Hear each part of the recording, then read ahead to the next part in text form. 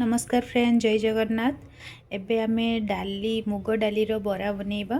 तो सेति पई मु नेइची एठी नेइची मुग डाली, एठी नेइची पियाज फूल, आ एठी नेइची मु धनिया पत्र को छोट छोट करी काटी की नै जाइची।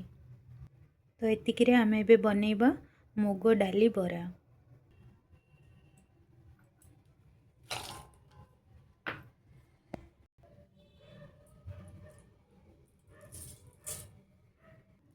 इठी मुग को आमे बाटी की नै जिबा।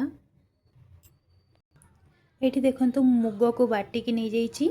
आ एठी मु नेइची मसाला रे हळदी, लंका गुंड, आ जीरा पाउडर, आ धनिया पाउडर नेइची, आ स्वाद अनुसार लूण।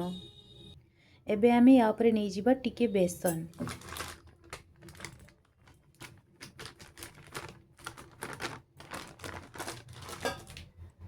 याकू आमे एबे गोळे नबा।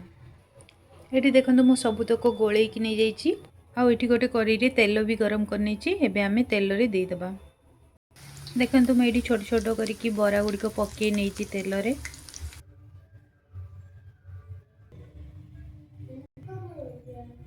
तो ये हमर पियाज फूल डाली बरा रेडी हो जाइची। एकदम टेस्टी, एकदम हेल्दी। तो आपण माने भी ट्राई करंतु। वीडियो भल लगी लाइक, कमेंट, सब्सक्राइब करंतु। Thank you.